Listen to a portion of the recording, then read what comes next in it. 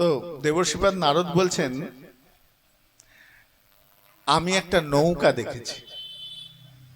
আমি একটা নৌকা দেখেছি, যে নৌকাটা চাপলে পরে তুমি সংসার সাগর পার হয়ে যাবে। এই যে সমস্যার মধ্যে রয়েছো, এই সমস্যার সমাধান তুমি পেয়ে যাবে। একটা নৌকা আমি দেখেছি। কি সেই নৌকা? খুব সুন্দর বলছেন, ভব সিন্ধু প্লবে দৃষ্ট্বা হরিচর্যানুবর্ণনম।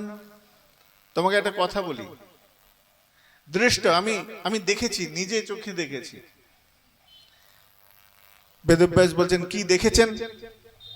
আমি দেখেছি এই ভব সিন্ধু পার হওয়ার একটা মোক্ষম আশ্রয় আছে। সেটা কি না? হরিচর্যানুবর্ণনম।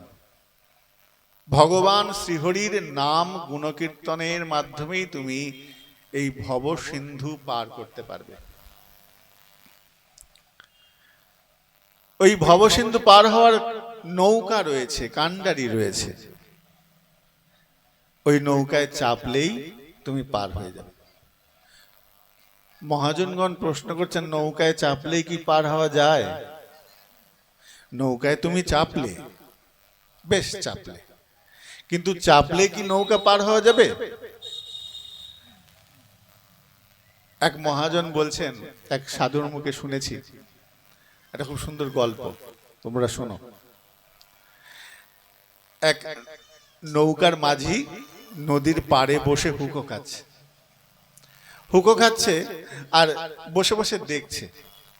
কি দেখছে না, কতগুলো বাচ্চা ছেলে ওই নৌকার মধ্যে খেলা করছে, ঘোরাঘুরি করছে, নৌকার মধ্যে খুব হাঁটাচলা করছে, লাফালাফি করছে।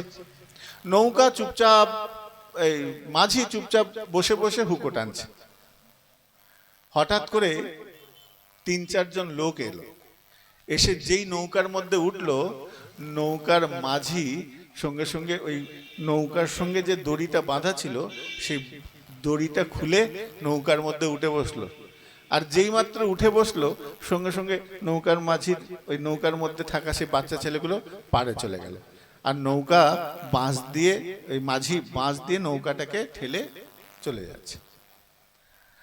আমরা প্রশ্ন করলাম, ও মাঝি ভাই, তুমি নৌকাটাকে তখন কেন ছাড়লে না যখন বাচ্চাগুলো বসেছিল? তখন কেন নৌকা ছাড়লে না? তো মাঝি মশাই বলে, দেখো, আমি খুব পাকা মাঝি, আমি কাঁচা মাঝি না। আমি জানি কে নৌকায় যাবে আর কে যাবে না। ওই বাচ্চাগুলো নৌকায় যাওয়ার জন্য আসেনি, ওরা নৌকার মধ্যে কিছুক্ষণ বসে খেলবে বলে এসেছে।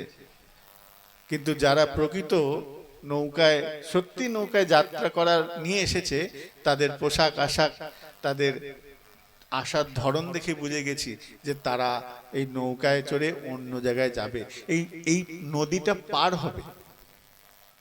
আমি নৌকা ওই লোকগুলোকে দেখেই বুঝে গেছি।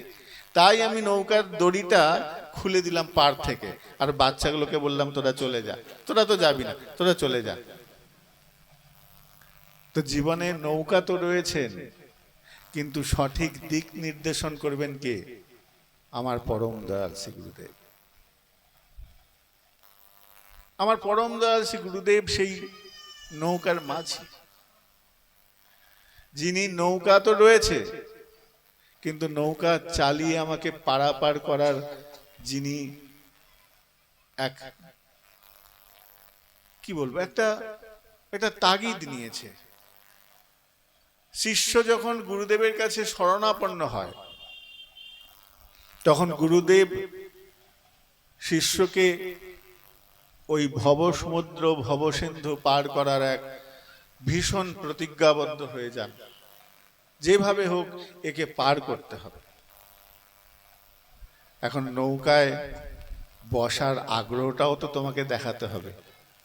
আমি যে নদী পার হব, তার জন্য তোমার সঙ্গে তোমার তো সেই আগ্রহটা থাকতে হবে। আগ্রহ না থাকলে ক্রিয়াশীলতা হয় না। তাই বলছেন, ভবসিন্ধু প্লবে দৃষ্ট হরিচর্যানুবর্ণনম।